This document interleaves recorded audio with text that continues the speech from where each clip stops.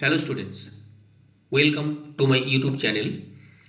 Today I am going to teach you the poem Cherry Tree that is written by Ruskin Bond. Ruskin Bond was born in Kasauli, Himachal Pradesh in 1934. He has written hundreds of short stories, essays, novellas and more than 30 books for children. His first novel, The Room on the Roof, written when he was 17. He has also published two volumes of autobiography, Scenes from a Writer's Life and The Lamp is Lit. In 1992, he received the Sahitya Akademi Award for English Writing in India.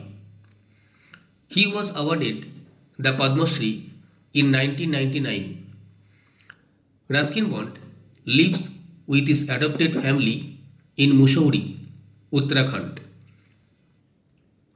The poem Cherry Tree is about the poet's ecstasy over a tree which he planted that took 8 years to grow. He is expressing his wonder at the ways of nature and how the cherry blossoms are fragile and quick to fall. The tree gives him immense joy as he can see the stars and the blue sky through dappled green trees. Now I am going to read the poem line by line. Cherry Tree. So before starting the poem, I want to say that Ruskin Bond, when he was a child, he planted a cherry seed into the soil 8 years back. 8 years have passed since I placed my cherry seed in the grass.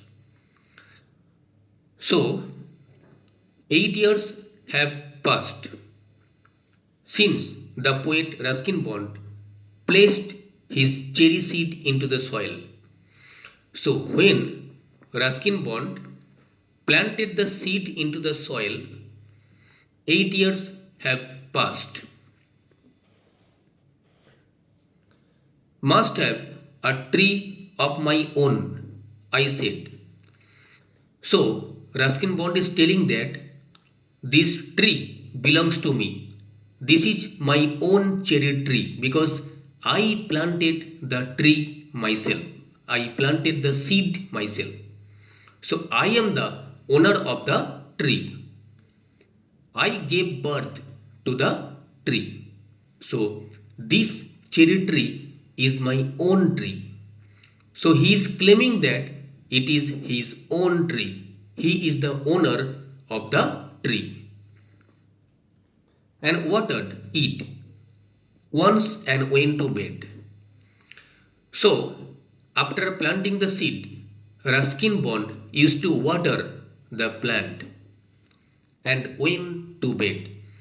So, after planting the seed in the soil, after giving water to the plant, he went to bed and he forgot everything about the seed that he planted and forgot. So he forgot everything about the seed. But cherries have a way of growing. So cherry tree can grow naturally. The cherry tree has a natural growth. Though no one's caring very much or knowing. So no one takes care of the cherry tree. It grows naturally.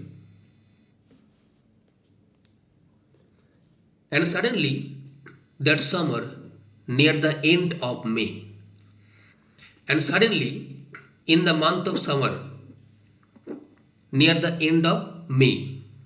So during summer, in the month of May, I found a tree had come to stay. So during summer time, at the end of the month, which month? May. The poet Ruskin Bond saw that a tree is coming to stay. This line is a figures of speech. Which poetic device? Personification. Tree cannot stay with us. But in this line, personification has been used. So Ruskin Bond found that a tree is coming to stay means a tree is coming out. It is becoming big, a full grown cherry tree. It was very small, 5 months child. So at the beginning, the tree was very small. How much old? 5 months child. Lost in the tall grass running wild. So the tree was lost in the forest. Wild. Wild means forest. So it was lost in the tall grass. Goats ate the leaves. The grass cutter skied. So these are some of the obstacles faced by the cherry tree. But the tree is determined to overcome all the obstacles in its life to become a full grown cherry tree. So goats came to eat the leaves. The grass cutter scythe. Scythe is a kind of instrument that is made of iron. It is used for cutting grass. Spilled it apart, and the monsoon blight. Then the grass cutter came and cut it into pieces. And the monsoon blight. Blight means causing damage.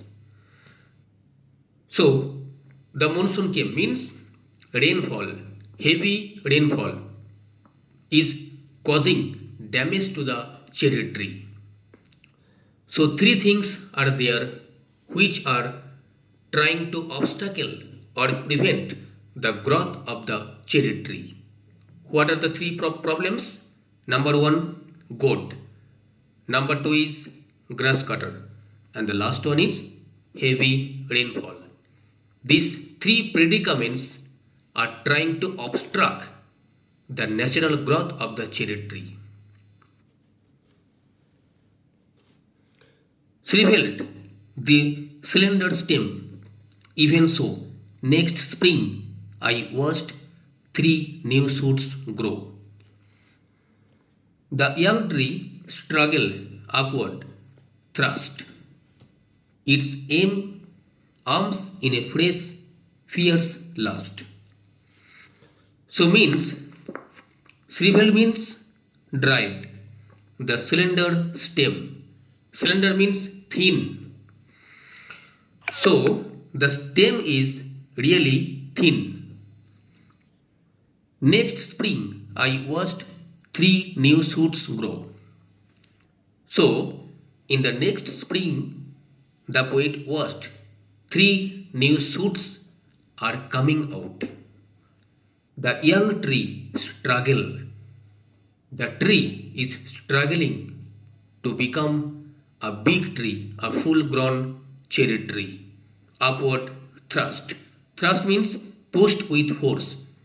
The tree is trying to go upward by pushing with force its arms in a fresh, fierce lust. So, the branches of the cherry tree are really in a fresh, fierce lust. Means the tree is becoming aggressive, just like human beings. So, the tree is trying to overcome all the obstacles. So, the last line is a poetic device. Which poetic device? Alliteration, because F and F have been repeated. So, it is alliteration.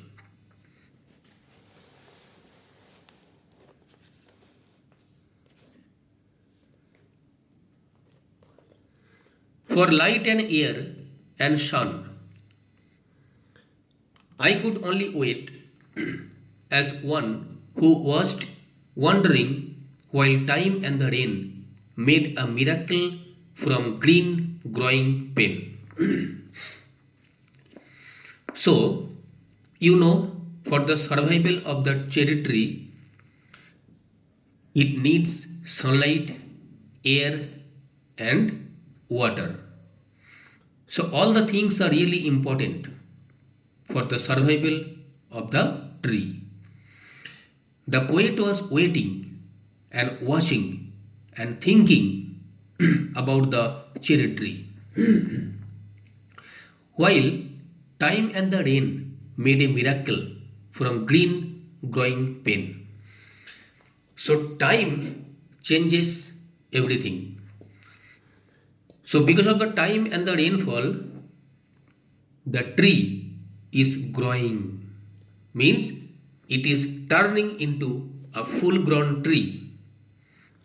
I went away next year, spent a season in Kashmir. The poet Ruskin Bond went to Kashmir next year to spend a season. Came back thinner, rather poor. So the poet Ruskin Bond came back from Kashmir in a poor state, but richer by a cherry tree at my door. Just after coming back from Kashmir, he saw a big cherry tree at his door. 6 feet high, my own dark cherry. So the height of the cherry tree was 6 feet. Dark cherry. The color of the cherry was dark, and I could scarcely believe it a berry, ripened and jeweled in the sun. So a berry is hanging from the branch of the cherry tree. It was shining in the sunlight like a jewel, like a ornament, like a diamond. Hung from a branch, just one. So it is hanging from the branch. And next year, there were blossoms, small, pink, fragile, quick to fall. So next year, there were blossoms. Blossoms means flowers that bloom on trees. Pink, fragile, quick to fall. Fragile means anytime it can fall down, drop. So this line is a poetic device. Which poetic device? Climax. Pink, fragile, quick to fall. So this line is an example of climax. At the merest breath, the sleepiest bridge. So at the slightest bridge, the fruits may fall down.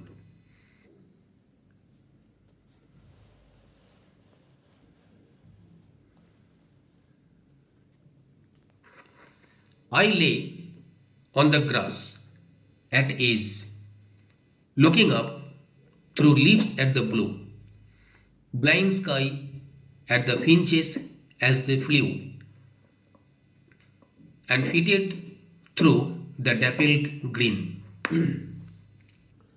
So the poet Ruskin Bond was lying on the grass, peacefully, comfortably, and he was looking up through leaves at the blue blind sky. Blind sky is an example of personification. Sky can never see. So this is personification. People can be blind. Sky can never be blind. At the finches as they flew. Finch is a musical bird, is a singing bird. So finches are flying and the poet is looking and observing all the things. While bees in an ecstasy drank of nectar from each bloom and the sun sank